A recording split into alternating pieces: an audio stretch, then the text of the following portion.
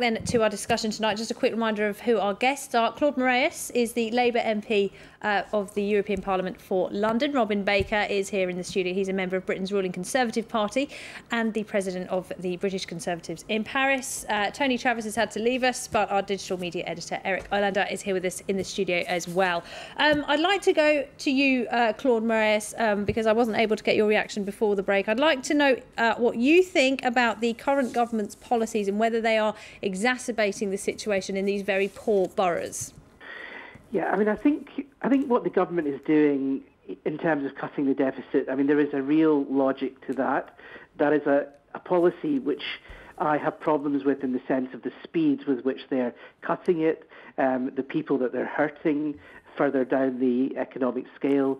I have a disagreement with all of that, but there is a logic to what they're doing, and they're doing it and they believe that it will work.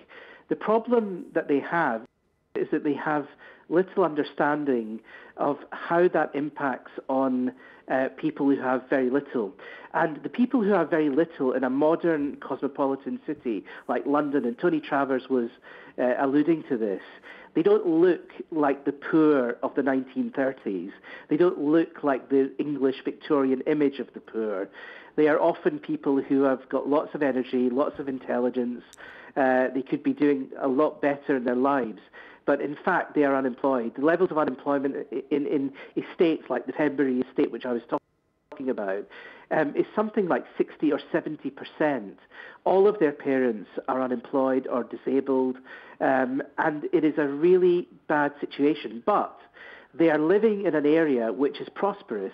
London has so many prosperous areas, and I think this creates a problem which most politicians really don't understand. And I think the French riots of some years ago, again, they produced a lot of confusion amongst policymakers because there isn't real affinity or thought about how it impacts on people. So, of course, what politicians have now done in the United Kingdom, which is very understandable, is simply to focus on the criminality, which is understandable because it is on a huge scale. And I think the sadness will be if we don't look beyond that in the coming weeks. But it is understandable that people have had their lives ruined. And for that reason, it's going to be very difficult to produce an analysis. Why have they had these people? By these criminals. I mean, they are criminals. But as Tony Travers said, the level of organisation of this, where they could outfox the Metropolitan Police, who are, by no means the worst police force in the world. They're one of the best police forces in the world, in my opinion, to enable young people, very young people, to move to areas where they can cause 2 or 3 hours of unfettered criminality and looting with the police nowhere in sight, when it's on the television screens before the police can come for 2 or 3 hours. When that can happen, that suggests, as Tony Travers said, something that has been going on for much longer, and it also suggests an extraordinary use of social media, which again we simply don't understand as policymakers, but we're starting to understand it. And that can be used by criminals who are using anger and protest anger as a cover. So, this didn't just happen. I mean, people in my area, they had petrol bombs ready. Now, how could that happen in a matter of hours? It couldn't have happened in a matter of hours. There was such an element of organisation to this. And it's spreading, of course. And, of course, I think now it will die down, right, and it will happen again at some point. OK. Now, I just let's talk a bit about the Metropolitan Police then, because they have been criticised. And I think we can take a quick listen now to the Mayor of London, Boris Johnson, who was kind of taking some of that criticism on behalf of the Met earlier today when he tried to address some angry crowds in London. Let's take a listen. Who are those who have been robbing and stealing, that they will be caught, they will be apprehended, and they will face punishments that they will bitterly regret. They will. They will. Now, I know there are questions about the police response and about police numbers, and we are certainly, I understand that, and we are certainly going to be dealing with that. Robin Baker, some very angry citizens of London, they're basically saying to the mayor, look, I had a stone thrown through my window, it was unsafe, my daughter was out on the streets, where were the Metropolitan Police? And there are pictures, aren't there, when we see the police in their riot gear, merely standing by while burning and looting is going on. What do you think of their strategy?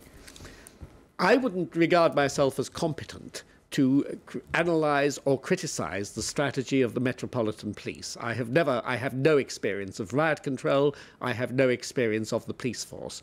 I have a tremendous admiration for the bravery of the individual police officers, and I have a great acceptance of the fact that this was unprecedented. We have not seen riots of this nature before, and in any police force, it is not possible just to snap your fingers and conjure up 10,000 policemen to go and deal with these riots by waving a magic wand. I think that the police are still on a learning curve as to how to deal with this. The police have a number of constraints because we are a civilized society. Nobody would want to copy Assad and bring tanks in or machine guns and shoot down these people. It is a tremendously difficult job for the London police. I respect what they are doing, but I don't regard myself as competent to tell them how they could have done it any better. All right, and once again, Eric, the rioters were outfoxing the police here, because it used to be the police had the radios and the rioters couldn't communicate, but here they can with these messengers, can't they? There we go. So the police used to have an information advantage when they confronted situations like this. And just as armies have been accused of fighting the last war, here we are seeing riot police certainly fighting the last way of controlling crowds like this. So what's not happening, or what appears not to be happening, is to have units of the police who are monitoring various networks and being in tune with these technologies to follow it. But before we talk about social media and BlackBerries as if it's some kind of mysterious kind of black box, let's walk back and see the mechanics of what they're doing and why BlackBerry is so really troubling for the London Met. The same reason that the Dubai government and the same reason that in India, the Mumbai attack, the terrorist attacks, they too were using BlackBerries because they're encrypted messages. This prevents any kind of authority from intercepting those messages. You mentioned earlier about, well, if they're so poor, how can they afford a BlackBerry? Well, we know you can get free phones with a subscription. So it's not really a question of, money and access. These are very affordable technologies. What's unique about the BlackBerry and the BlackBerry Messenger is that with one message, you can send it out to 100, 200 people. I heard it described as SMS on steroids. It is SMS on steroids, and that's why they're using it. Also, in part because iPhones and these more expensive smartphones are out of reach. So the BlackBerry is the mobile phone of choice for low-income neighborhoods, and in part because that messaging ability is so cheap, it's free. And what the police need to start understanding is how these networks work. And again, we have a culture difference, we have a technology difference, we also have a culture difference in policing. Now, we're talking about police strategy. Another strategy the Metropolitan Police are using is to put online photographs of culprits caught on camera smashing things, burning things, and then making it public. And you've raised some concerns about that. Yeah, if I could come in on this. Yeah. I mean, I know about the Metropolitan Police, and what is going to happen here is a very severe reaction on the people that committed the crimes. CCTV is more used, I think, in London than probably most cities around the world. I mean, everywhere you go in London, you are filmed everywhere. Now, I know that's the case in all cities, but I read recently that is more acute in London than probably most cities around the world. And we really rely on it. And what you'll find in the coming days and weeks, we have very stiff penalties in the UK for rioting, for conspiracy, custodial sentences. A lot of these people are going to be in prison, a lot of them, and the pictures are going to be shown everywhere.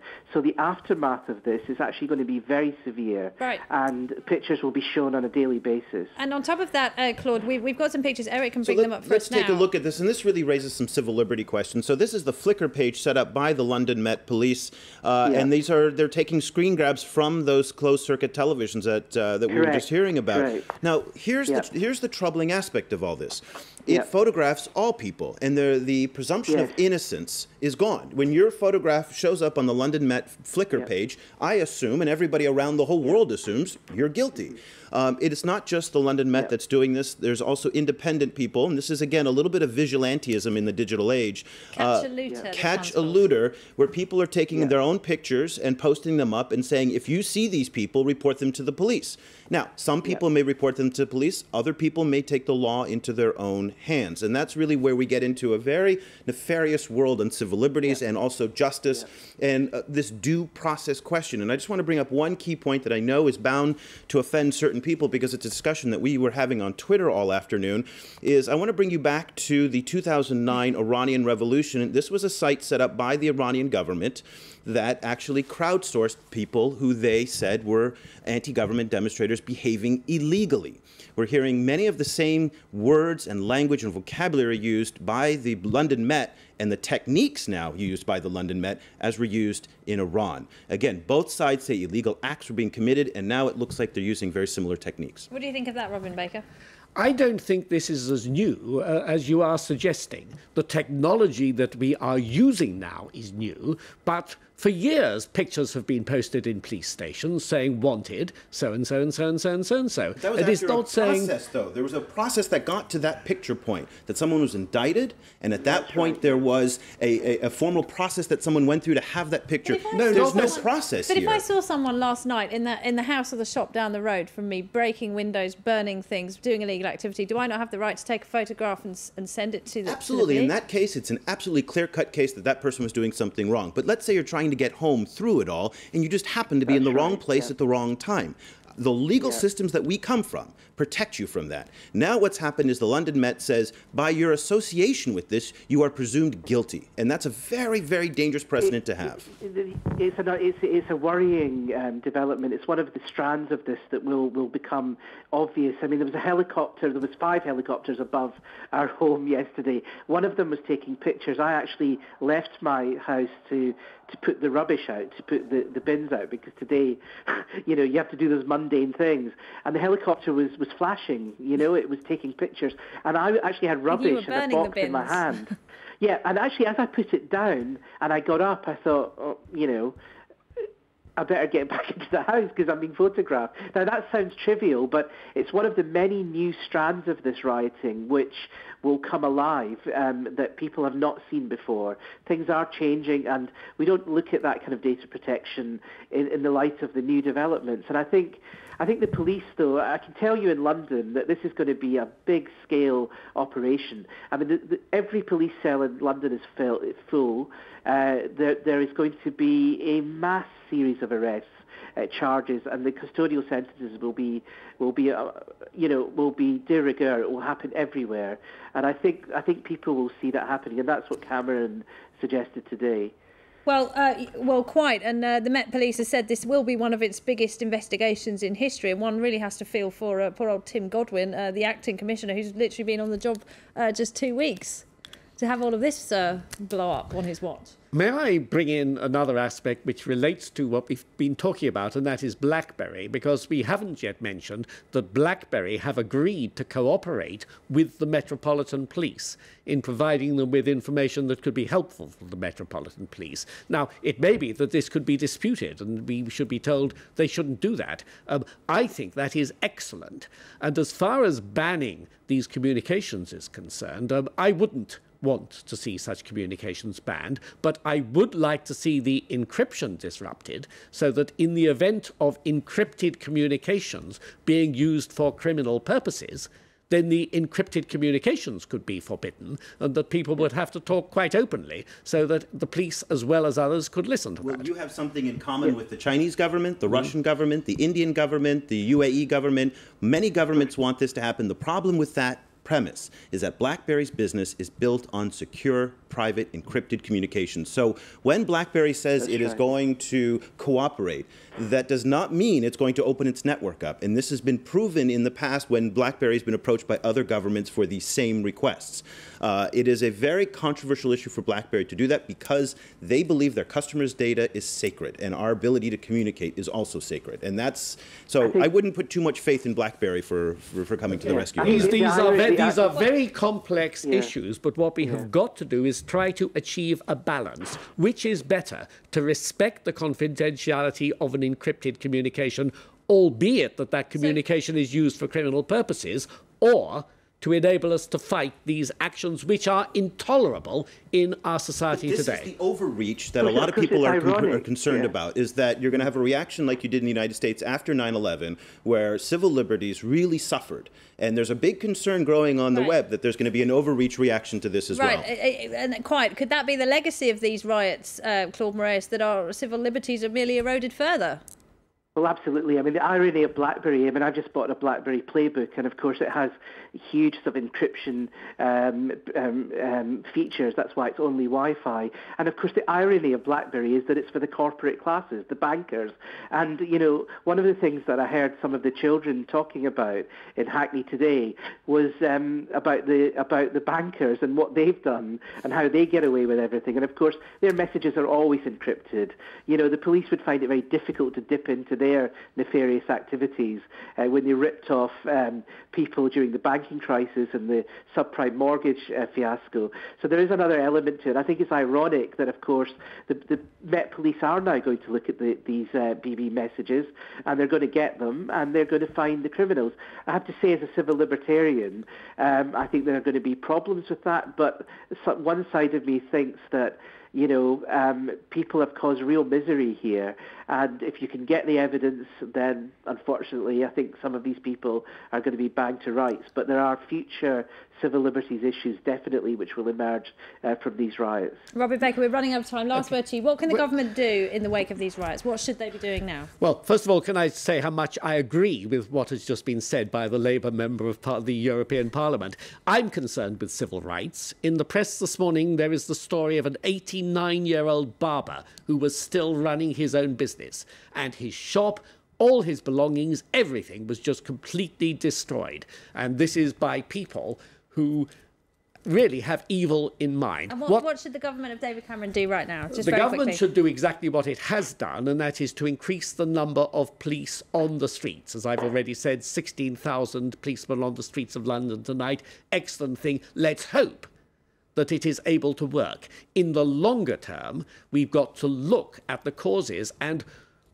let me give one word that hasn't been said this evening, that is hope. So many of these people, I believe, riot because there is no hope for their lives and for improvements in their lot. I don't know how it's going to be done, but if the government can give these people hope in the future of their lives, that will go a long way to solving the problem. We'll end on that positive note, Robin Baker. Thank you to you. Thank you to Claude Moraes in London, and thanks, of course, to Eric Islander, our media editor, as well. Thanks to you for watching. After the break, we'll have the business news for you. Don't go away. This is France 24.